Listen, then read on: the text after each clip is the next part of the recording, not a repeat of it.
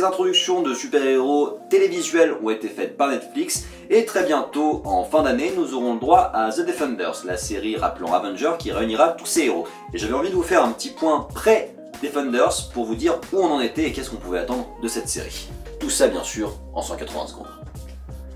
Alors, j'étais assez hypé, moi, par la première saison de Daredevil, qui a des défauts malgré tout, notamment je trouve que les 6 premiers épisodes sont fous et qu'après ça se perd un peu.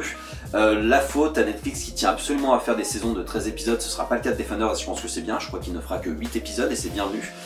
Et voilà, moi je trouve que Daredevil est vraiment le fer de lance de Defenders, à savoir que Charlie Cox est très bon dans son rôle, qu'on avait des personnages secondaires très réussis, notamment Vincent D'Onofrio en Caïd, et que Daredevil a compris dans sa saison 2 qu'il était nécessaire de mettre des personnages secondaires de premier calibre, Elektra et le Punisher. Et ça j'ai vraiment aimé, qu'ils aient pas leur série chacun à eux, mais qu'on les mette dans Daredevil. Du coup j'ai un peu peur pour la série Punisher. Daredevil a des défauts, moi je trouve que c'est notamment les personnages secondaires, Karen Page est insupportable, elle a quand même un rôle important, et que la fin de la saison 1 était un peu pérave, parce que du coup toute l'enquête qu'on nous avait construite jusque là, elle servait pas à grand chose. Du côté de Jessica Jones, moi j'étais très déçu. Je suis allé au bout parce que David Tennant marchait vraiment bien, qui était fou en méchant, je suis déçu, spoil, qu'on le tue, parce que je trouve qu'il y avait quelque chose à défendre et que la ligne narrative la plus intéressante de Jessica Jones, c'est l'épisode où elle est un peu obligée de rester avec lui pour lui apprendre à faire le bien. Je trouvais que sur la série, il aurait dû finir comme ça, que c'était sa punition à elle, d'être obligée de rester avec le plus gros connard du monde, parce que son pouvoir peut faire tellement de bien qu'elle doit le guider sur un chemin, parce qu'il n'y avait juste aucune notion du bien et du mal. Et en fait non, ça repart dans la série sur une intrigue à 2 balles. Je trouve que le personnage de Jessica Jones est vraiment pas bon. Enfin, le personnage est intéressant, mais il est très mal joué parce qu'elle a aucune nuance. C'est juste une connasse. En fait, on a juste envie de la baffer. Elle est méchante avec tout le monde. Elle parle mal à tout le monde. C'est insupportable. Malgré tout, il y avait des forces. Je trouve que Luke Cage était bien dans Jessica Jones. Je l'ai moins aimé dans sa série, mais je trouve que là aussi c'était intéressant de les regrouper parce que ça parlait. Et bon, il y avait d'autres faiblesses aussi. Je trouve que la réalisation était complètement à chier, notamment sur les pouvoirs quand elle sautait et qu'elle atterrissait, qu'on nous montrait pas. Ça faisait vraiment. C'est vraiment cheap quoi. Du côté de Luke Cage, moi j'ai eu beaucoup de mal avec Luke Cage. Je trouve qu'en termes de musique c'était super intéressant. J'aimais beaucoup cette ambiance de quartier que Black. Moi je suis pas du tout familier avec ça. Et ça c'était super intéressant parce qu'on avait un autre côté de Hell's Kitchen, un autre côté du New York. Et ça faisait plaisir. Mais les intrigues étaient assez pauvres. Et puis moi j'ai beaucoup de mal à trouver de l'intérêt à un personnage dont le super pouvoir c'est d'être invincible. Dire que alors ils ont inventé des balles version loup-garou, mais il n'empêche que c'est pas super intéressant en termes de confrontation quoi.